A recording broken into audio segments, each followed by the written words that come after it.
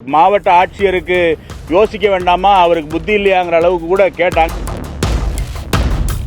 மீண்டும் கூடுதலாக பிரமாண பத்திரம் அபிடவிட் தாக்கல் செய்யறேன்னு சொன்னதுனால நாங்க அந்த சட்டம் ஒழுங்கை காக்க வேண்டும் என்று சொல்லி தீபத்தை கீழே இருந்து தரிசனம் பண்ணணும் அப்படிங்கிறதா நோக்கமே.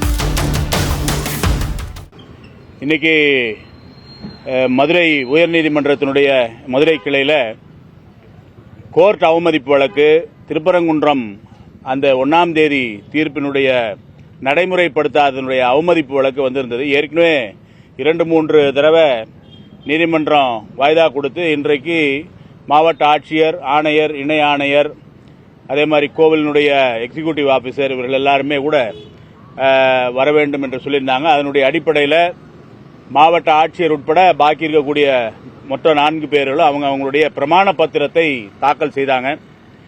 அந்த பிரமாண பத்திரமானது வாசிக்கப்பட்டது. சீனியர் கவுன்சில் அவங்களுடைய சீனியர் கவுன்சில் வாசிச்சாங்க. அதில் 2 விஷயம் உண்மைக்கு புறம்பான விஷயத்தை சொல்லியிருக்காங்க. நீதிமன்றம் அதை எந்த விஷயங்கள் என்று கருத்தில் கொள்ளும். அங்கே ஒரு மிகப்பெரிய மக்கள் கூட்டம் திரண்டது. அங்கே ஒரு சட்டம் ஒழுங்கு பிரச்சனை உருவாச்சு.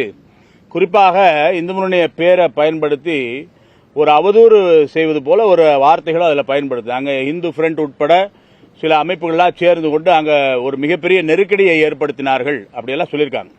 உண்மையிலேயே அங்கே இருக்கக்கூடிய 16 கால் மண்டபத்தை இங்கே இருக்கக்கூடிய அறிவார்ந்த பத்திரிகையாளர்கள் எல்லாருக்குமே தெரியும்.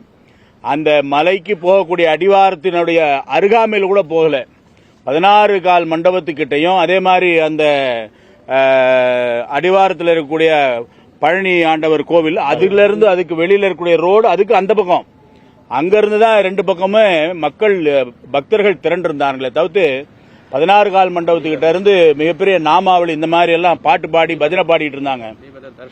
தீபத்தை கீழே இருந்து தரிசனம் பண்ணணும் அப்படிங்கறதா நோக்கமே தவிர்த்து, ஏன்னா அரசாங்கம் ஆரம்ப கட்டத்திலிருந்து அரசாங்கம் அங்க இருக்கக்கூடிய கோவிலுடைய தரப்பு அவர்கள் விளக்கேற்றணும் தான் நாம சொன்னோம். நாங்க போய் ஏற்றணும்னு சொல்லவே இல்லை. எங்களுடைய பிரேயரே என்னவா இருந்தது, எங்களுடைய வேண்டுதலே என்னவா இருந்தது, நீங்க ஏத்தணும் அப்படி சொல்லிட்டு தான் 6:15 மணி வரைக்கும் அங்க எல்லாருமே காத்திருந்தோம். 6:15க்கு பிறகு நீதிமன்றம் இங்க சிஐஎஸ்எஃப் பாதுகாப்போட மீண்டும் 2வது உத்தரவு போட்ட பிறகு அந்த சமயத்தில் தான் 10 பேரை அழைச்சிட்டு போகணும்னு சொல்லிட்டு மாண்பமை நீதிமன்றம் சொன்ன பிறகுதான் நம்ம பக்கத்துல போனோம்.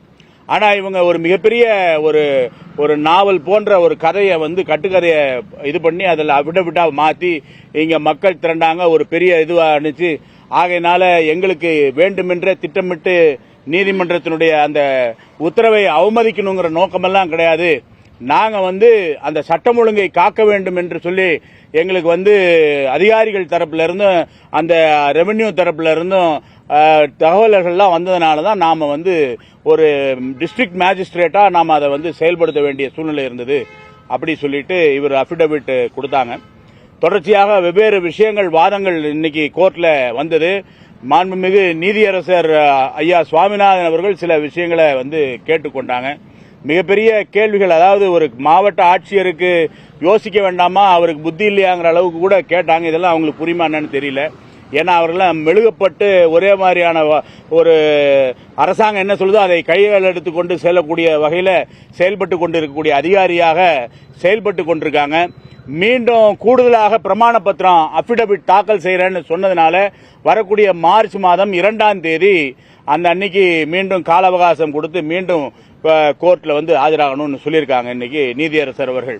இதுல ஒரு 2-3 விஷயம் நாம அவர் சொல்ற போது, இந்த மேல்முறையீடு அரசாங்கம் செய்யுதுன்னா அதை ஏற்றுக்கொள்ளத்தக்கதா இருக்கு. ஆனா கோயிலுடைய நிர்வாகம் மேல்முறையீடு செய்யறதெல்லாம் எவ்வளவு இதுவா இருக்கு அப்படிங்கிற ஒரு கேள்வியை முன் வச்சாரு. அதே போல இந்த 2 நீதியரசர்கள் அமர்ந்த அந்த அமர்வுலையும் திருப்பரங்குன்றத்தில் கார்த்திகை மாதத்தில் தீபம் ஏற்ற வேண்டும் என்று தீர்ப்பாயிருக்கு. அப்போ ஒரு வார்த்தை சொல்ற போது நீதியரசர் அவர்கள் இந்த ஐயா சுவாமிநாதன் அவர்கள் சொல்ற போது சொன்னாங்க, நீங்க மேல்முறையீடு செய்யல அப்படின்னு சொல்லிட்டு வேணா இந்த கோர்ட் அவமதிப்பு நடவடிக்கையை நாங்க நிறுத்திடுறோம் அப்படிங்கிற மாதிரியாக சொன்னாங்க. ஆனா உடனே அங்க இருந்து அரசு தரப்புல இருந்து ஆஜரான அவருடைய தரப்புல ஆஜரான வழக்கறிஞர்கள் ஒரு மழுப்பலான பதில் சொன்னாங்க. அவருடைய நோக்கம் தெளிவாக இருந்திருக்கு. இந்த ஆண்டு தீபத்தூண்ல தீபம் ஏற்றக்கூடாது, அதை எப்படியாவது தள்ளி போகணும் அப்படி சொல்லிட்டு முடிச்சு அது ஓரளவுக்கு அந்த வேலைகள்லாம் முடிஞ்சிருக்காங்க. இருந்தாலும் கூட இந்த நீதித்துறையின் பேரில் நாம வைத்திருக்கக்கூடிய அபரிமிதமான நம்பிக்கை ஒட்டுமொத்த இந்த தேசத்தினுடைய ஜனநாயகத்தை காக்கின்ற மிகப்பெரிய தூணான நீதித்துறையினுடைய தீர்ப்பை மக்கள் பக்தர்கள் மிகப்பெரிய மதிப்போடு வணங்கி ஏற்றுக்கொள்கின்றோம். அதனால கார்த்திகை மாதம் தீபம் ஏத்துறதுக்கான முயற்சிகள் நடக்கும். ஆனாலும் கூட இவர்கள் மீண்டும் மேல்முறையீட்டிற்கு செல்வதற்கான வாய்ப்புகள் இருக்குது.